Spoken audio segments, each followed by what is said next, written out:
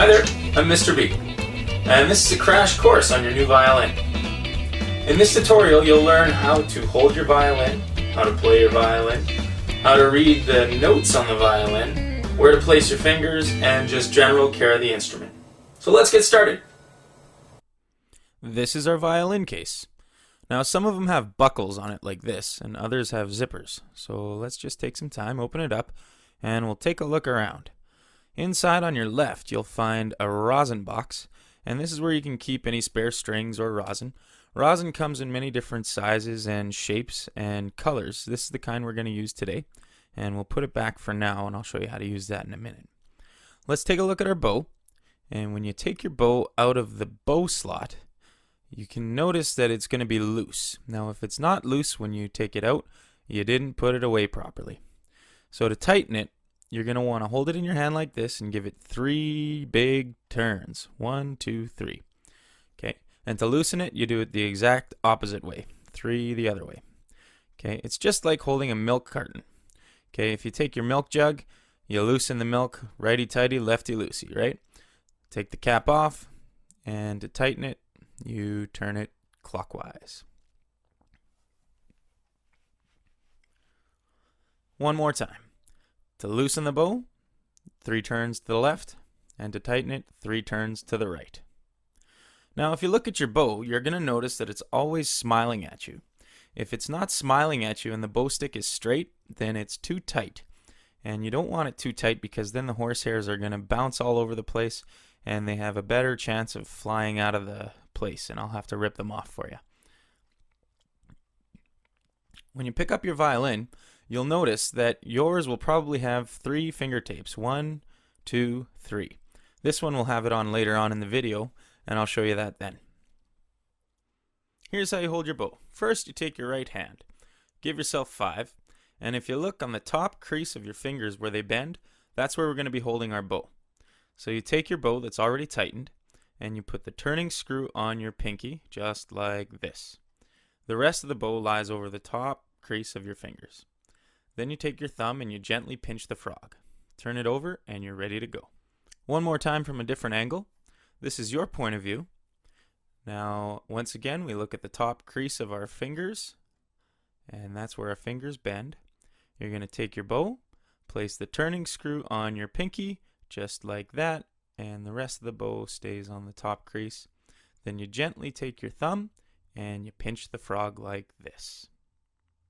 Then you flip it over and you're ready to go. One more time, and you're going to get used to doing this real quickly. So you take your hand, you gently line up your fingers, pinch the frog, and now you're ready for rosin. So to rosin your bow, make sure your bow is tight. Double check on that smile. If it's too tight, it's not going to be smiling at you. Grab your rosin in your left hand and then gently pull the bow across the rosin. Now if you have brand new rosin or brand new horsehair on your bow, you're going to have to apply a lot of rosin, okay? Just gently rub it on the bow like this, and after a good coat of rosin, you'll be ready to play. Now at the beginning of the school year, we drew happy faces on all the students' hands. This is to help us hold our violin, and you'll see how it works in a second. So ask your children if they remember the happy faces if they're not holding their violin properly. The eyes play a huge part on the happy faces. Have them line up face to face like this, and have their eyes looking at each other. Then gently pull your thumb apart so you can see a V for violin. Don't pull your thumb down all the way because then you'll have a backwards L. When we put our violin in our hands, you're going to want to have the happy face's eyes look at each other over the fingerboard. So they should still be eye to eye, just like that. I'll grab the violin right now and show you with the violin in our hands. As we put the instrument in our hands, make sure your eyes line up again, looking at each other across the fingerboard. Don't hold it too tight so that you can't see the V for violin. I should be able to come and stick a pencil in underneath your fingerboard and between your hand. Then you can gently place your fingers on the tapes. 1, 2, 3, 3, 2, 1. Your first finger won't go any higher than that first tape, and your second finger won't go any higher than the other tape. Here I'm showing you the V for violin, and I could stick a pencil into that hole. Now you know how to hold the violin in your hand, but how do you hold it on your chin? Look up at the ceiling and put the violin on your shoulder. Then rest your chin on the chin rest. If you look, you don't want your violin pointing down to the ground. You want it pointing at a light switch on the wall, or in classroom, our animals that we have on the wall. Here's another angle I'm going to show you. Now this angle demonstrates pie hand. Pie hand is a big no-no in playing violin. It's usually one of the most comfortable positions, but you don't want to be letting your wrist fall up against your fingerboard. Keep your wrist straight and down. Here's another angle for pie hand. Okay, your wrist is flat against the instrument. That's pie hand. I'm always going to be reminding the children about keeping pie hand down, so you should be too when you're helping them practice at home. Always make sure that your arm is at a 90-degree angle and your elbow does never touch your hip. That allows you to put the violin down, but we always want to be holding it up. When playing the bow on the strings, make sure it's not on the fingerboard. Always play between the bridge and the very top of the fingerboard. Gently pull the bow evenly across the strings. If you're standing up to play, your left foot should always be underneath your violin, pointing in the same direction as the tip of your violin. The tip of the violin is the scroll. So here's the angle of your feet, and in grade 1, we traced our feet on paper. The violin has 4 strings, G, D, A, E. We remember that by good dogs all eat. Our first string to the left is G, then D, and then A, and then E. The violin is very unforgiving for sound. Guitars have frets, but violins don't. We have tapes for our first, second, and third finger. Now, like I said, it's very unforgiving for sound, so our fingers have to be right on the tapes.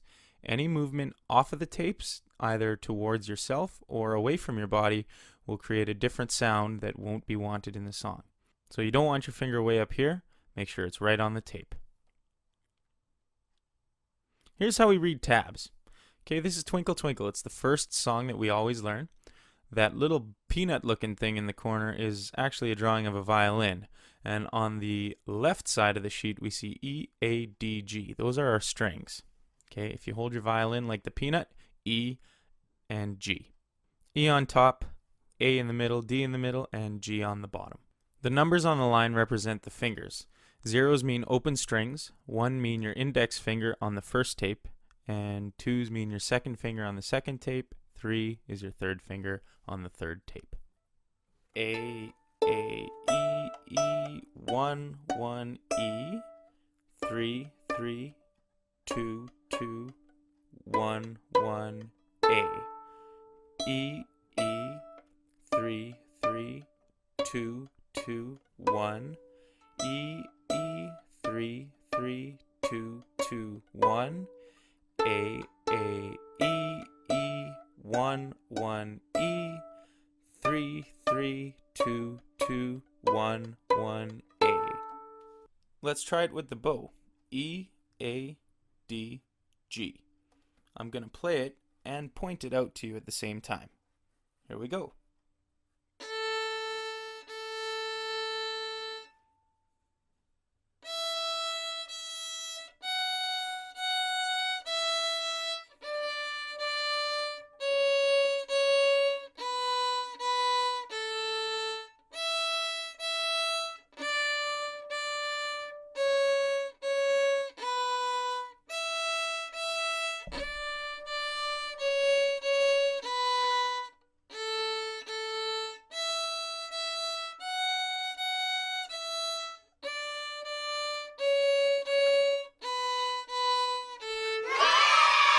Once you're done practicing for at least 15 to 20 minutes, you're ready to put your violin back in its case. So you can gently lay your violin in its case, just like this, and always remember to loosen your bow. 3 turns counterclockwise to loosen your bow. Fit it up in the bow slot and gently tuck it away. Then you close your case, make sure that all the buckles are done up, and if you have a zipper, you're going to want to zip that up. Okay, don't be walking away without closing your case. So thanks for watching, and remember, if you have any questions at all, don't hesitate to ask. Whether it be in the middle of class, just put your hand up and say, Mr. B, I don't get that. Slow it down. Or if you come up with something at home, send me an email at the school, violin@bsls.ca.